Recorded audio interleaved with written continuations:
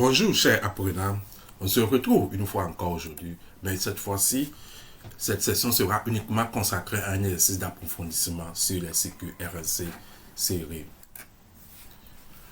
Un générateur impose une tension alternative sinusoïdale UMN au dipôle MN, constitué d'un condensateur de capacité C, d'une bobine d'inductance grand L, de résistance ohmique négligeable et d'un conducteur ohmique de résistance grand R, tous les trois montés en série.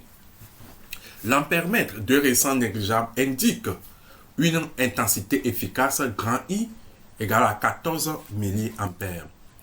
On branche un oscilloscope bicoube voie A et B selon la figure ci-contre. Sur les deux voies, le balayage horizontal a pour valeur 10 puissance moins 3 secondes par division et la sensibilité verticale est de 1 volt par division. On obtient les oscillogrammes suivants. Petit 1. Quelle est la tension observée sur l'oscillogramme 1 justifié? Donc, en observant bien les deux oscillogrammes, nous remarquons que la tension maximale sur l'oscillogramme 1 est supérieure et inférieure plutôt à la tension maximale sur l'oscillogramme 2 parce que les deux voies ayant la même sensibilité verticale. Nous savons aussi que la tension maximale au bord de la résistance est toujours inférieure ou égale à la tension maximale au bord du CQ. Ceci étant dit, nous pouvons conclure que sur l'oscillogramme 1, on observe la tension au bord de la résistance. Petit 2. Déduit des observations expérimentales petit a, la pulsation de la tension imposée par le générateur au dipôle Mn. Oméga est égal à 2π sur T, or T est égal à balayage fois Is. En remplaçant la période par son expression, alors on a oméga est égal à 2π sur balayage fois Is. Pour pouvoir déterminer Is, il suffit de compter le nombre de divisions qui séparent deux maximums consécutifs. Et là, en comptant bien, on retrouve ici 6 divisions plutôt. Et à partir de ces 6 divisions, on fait l'application numérique. Alors, nous trouvons 1047 radians par seconde. Petit b, quelle grandeur U ou I est en avance et pourquoi? Nous venons de voir que là, sur la voie 1 ou bien sur l'oscillogramme 1, on observe la tension au bord de la résistance. Or, la tension au bord de la résistance représente encore l'allure de l'intensité du courant. Or, cette tension s'ennuie et prend son maximum avant la tension au bord du CQ. Nous pouvons dire aisément que l'intensité est en avance alors sur la tension. Et si l'intensité est en avance sur la tension, nous sommes en présence d'un CQ capacitif. Petit c, la phase de la tension U par rapport à l'intensité I. Comme le CQ est capacitif et nous déterminons la phase de la tension par rapport à l'intensité, cette phase doit être négative. D'où phi est égal à moins 2π tau sur grand T.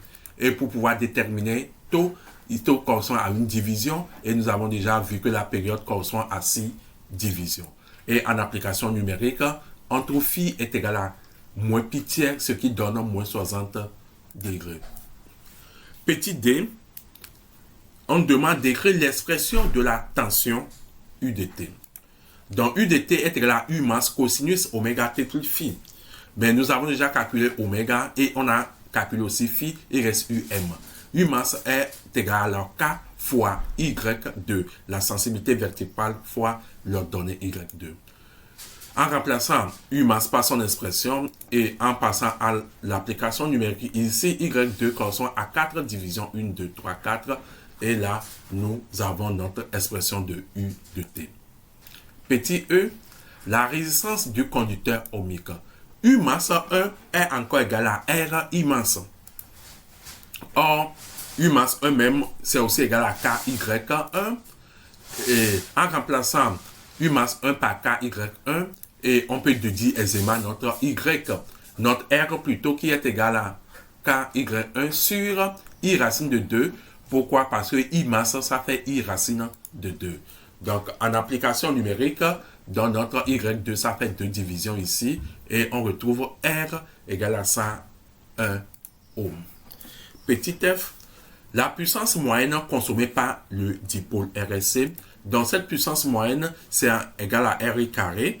Nous pouvons aussi utiliser l'expression UI cosinus phi. Donc, en application numérique, alors on trouve puissance moyenne est égale à 0,02 watts. 3. On modifie la pulsation de la tension délivrée par le générateur. Les deux courbes sont en phase pour la pulsation oméga 0 égale à 1500 radians par seconde. Quel phénomène mettons en évidence? Comme les deux courbes sont en phase, nous pouvons dire que la tension et l'intensité sont en phase. Et ce phénomène se produit seulement à la résonance d'intensité. Dans petit b, quelle relation existe-t-il entre oméga 0, C et L? Donc, oméga 0 est égal à 1 sur racine carrée de LC, ce qu'on appelle encore la pulsation propre. C, quelle est la valeur de L, sachant que C est égal à 4 microfarads? Donc, oméga 0 étant égal à 1 sur racine carrée de C, nous pouvons déduire aisément L qui est égal à 1 sur C oméga 0 carré. Et en application numérique, on trouve alors L égale à 0,111 Henri.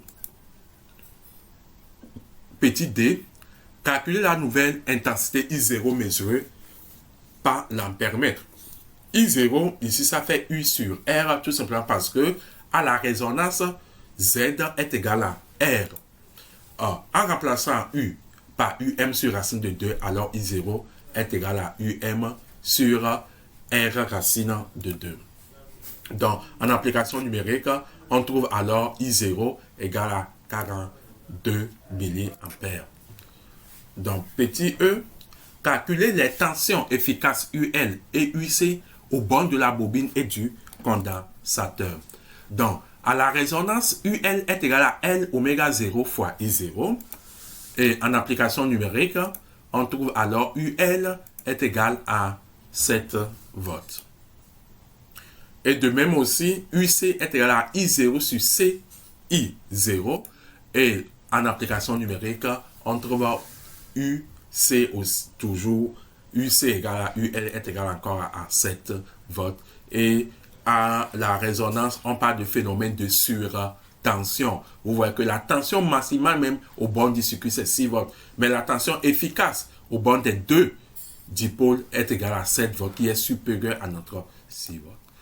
Dans F, calculer la valeur du facteur de qualité Q.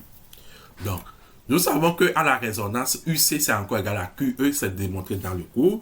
Donc, ce qui implique que Q serait égal à UC sur U. Donc, en remplaçant U par U masse sur racine de 2, alors on a Q est égal à UC, racine de 2 sur U masse. Donc, en application numérique, on trouve Q égale à 1,65. Et on demande de déduire si le circuit est sélectif ou non. Donc, au vu de Q que nous avons trouvé qui est vraiment inférieur à 10 et qui se retourne aux alentours de 1, alors nous pouvons dire que notre circuit est non sélectif.